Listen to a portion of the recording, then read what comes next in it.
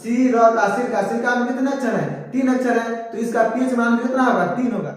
देखिएगा उसे आप किसमें टिक मारिएगा तो 6.5 में, 6.5 में दूध से आप याद रखना, दूध से छेना बनता है, क्या बनता है? तो पनीर। छेना मतलब हो गया 6 और पनीर मतलब हो गया 5। नमस्कार मेरे प्रिय छात्रों, मैं हूं संदीप कुमार और आप सभी प्यारे छात्रों का फिर से एक बार नए वीडियो में स्वागत है।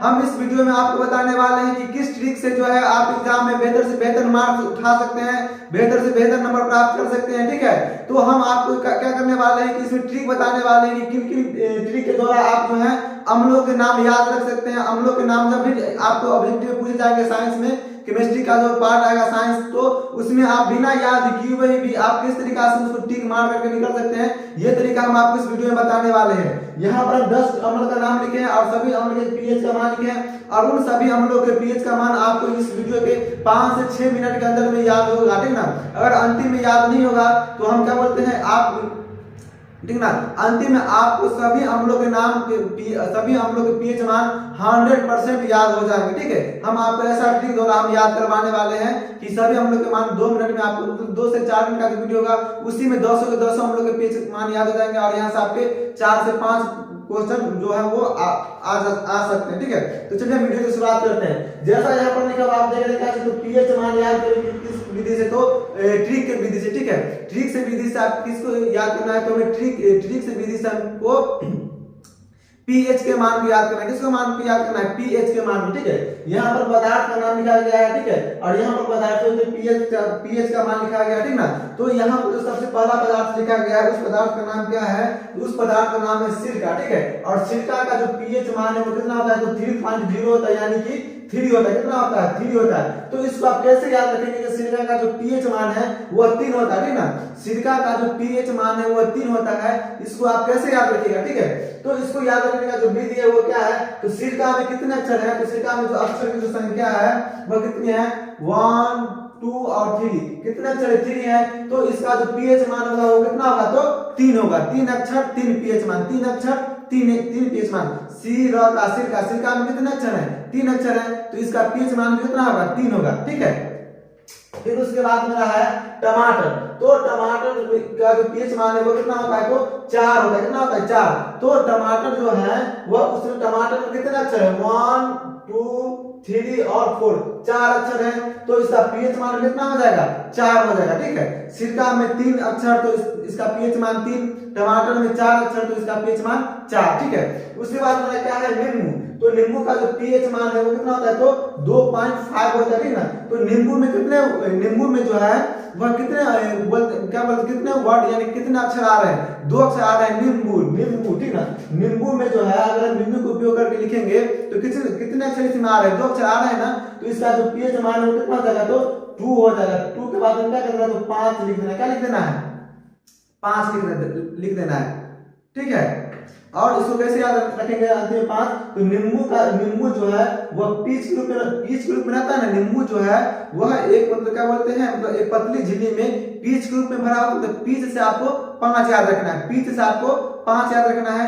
नींबू हो गया 2 अक्षर और उसके बगल में कितना आता है? तो 2.5 यानी कि 2.5, तो आपको पीच से 5 याद रखना है। ठीक है, उसके बाद में रहा है क्या चीज? पसीना। ठीक ना, तो पसीना का जो पीएच मान है वह कितना होता है? तो पसीना का जो पीएच मान है वो क्या बोलते हैं? पसीना का जो पीएच मान है वह 4.5 होता है। कितना होता है? 4.5। तो इसको आप कैसे याद रखिएगा? तो इसका भी खतरनाक विधि है। ठीक ना, पसीना जो व्यक्ति के शरीर में वो कैसे आता है? पसीना जो व्यक्ति के शरीर में तभी आता है जब व्यक्ति क्या होता है? तो चलता है। व्यक्ति क्या करता है? तो चलता है, और वह कैसे चलता है? तो पैदल चलता है। कैसे चलता है?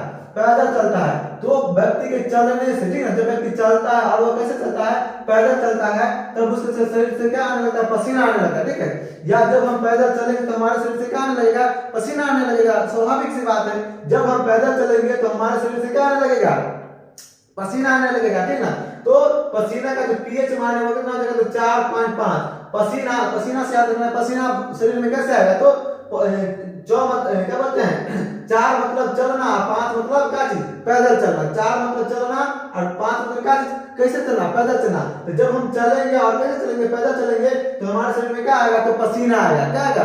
पसीना आएगा तो पसीना का 4.5, पसीना का पीएच मान जो है वो कितना होता है 4.5, ठीक है।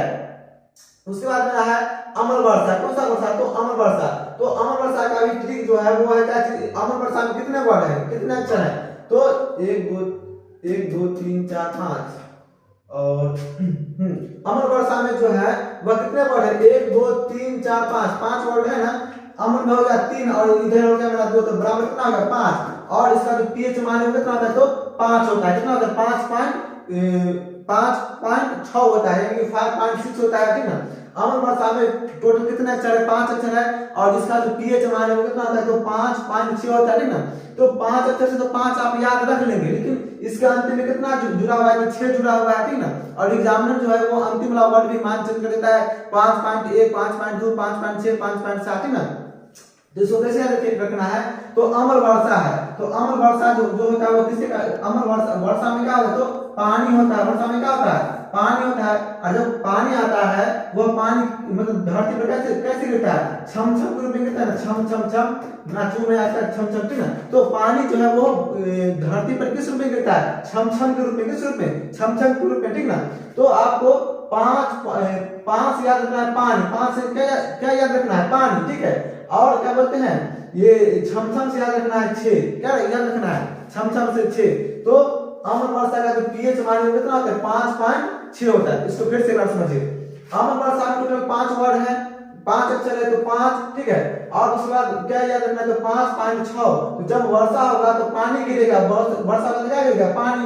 तब पानी से हो गया 5 और वो पानी कैसे गिरेगा? छमछम के रूप में। तो छमछम से क्या होता है? मेरा 6।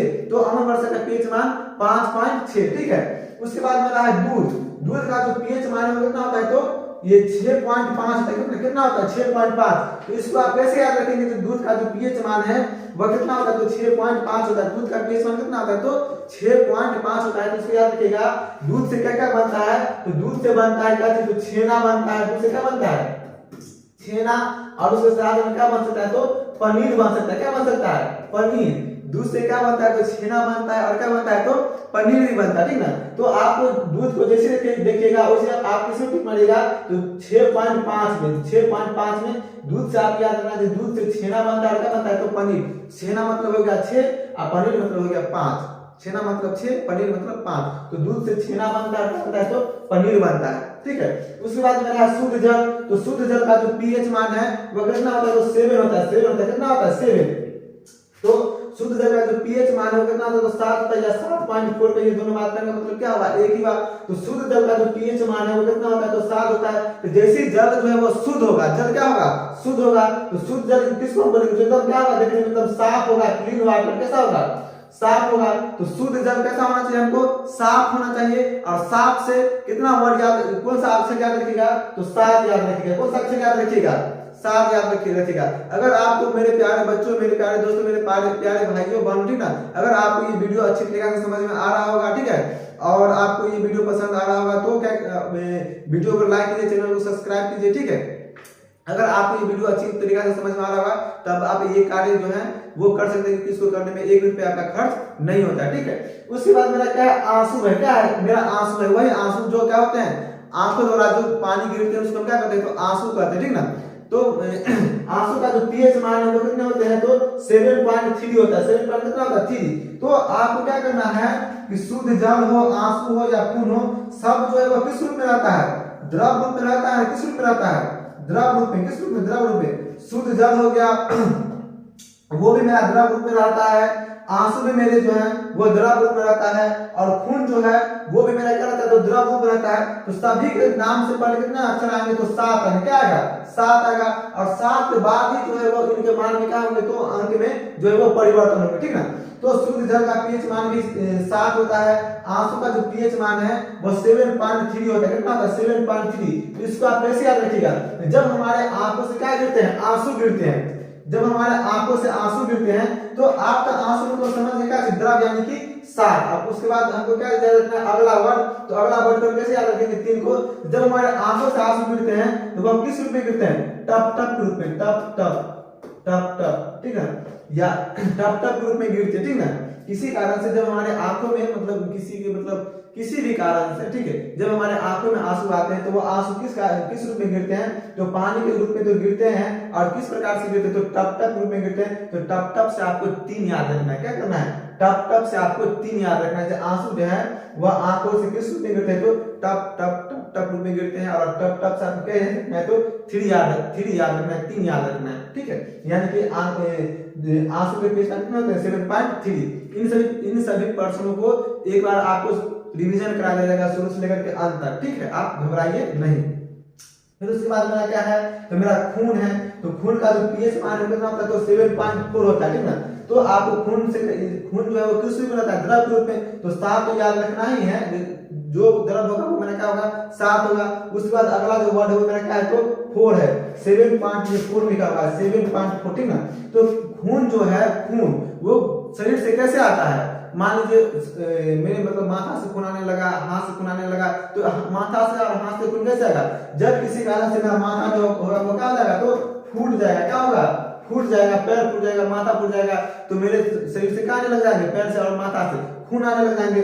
तो खून में आपको क्या कर देना है, तो 7 में टिक तो मारना ही है, और अंतिम में क्या लगा रहेगा, 4 लगा रहेगा, यानी कि 4 लगा रहेगा, क्या लगा रहेगा, 4 लगा रहेगा। तो उसमें आपको क्या कर देना है, टिक मार देना है, खून का पीएच मान 7.4, ठीक है। उसके बाद में क्या है, अमाशय रस है, ठीक है। तो यही अमाशय रस जो हमारे क्या होते हैं, हमारे पेट में पाए जाते हैं। अमाशय रस कहाँ पाया जाता है, तो हमारे पेट में, जिसका जो अमाशय रस का जो नाम है क्या, हाइड्रोक्लोरिक अम्ल है, क्या मेरा हाइड्रोक्लोरिक अम्ल। तो बताइए हमारे पेट में जो अमाशय की जो संख्या है वह कितनी है, 5 अमाशय है, 10 अमाशय है, कितने अमाशय, एक ही अमाशय है। तो अमाशय रस का जो पीएच मान वो कितना हो जाएगा, 1 हो जाएगा, 1.0 के या फिर 1 के बाद दशमलव के बाद 0 का वैल्यू नहीं होता, ठीक ना। तो 1 मेरा हो जाएगा, कितना हो जाएगा, 1 हो जाएगा। तो मेरे प्यारे बच्चों, हम उम्मीद करते हैं कि ये वीडियो आपको शानदार लगा हो। अगर आपको ये वीडियो शानदार लगा हो, आपको सारी बात अच्छी तरीके से समझ में आया होगा, ठीक ना, तो आप इस वीडियो को जो है वो क्या कीजिए, अपने दोस्तों के साथ शेयर कीजिए, और वीडियो को लाइक कीजिए, चैनल को सब्सक्राइब कीजिए। धन्यवाद।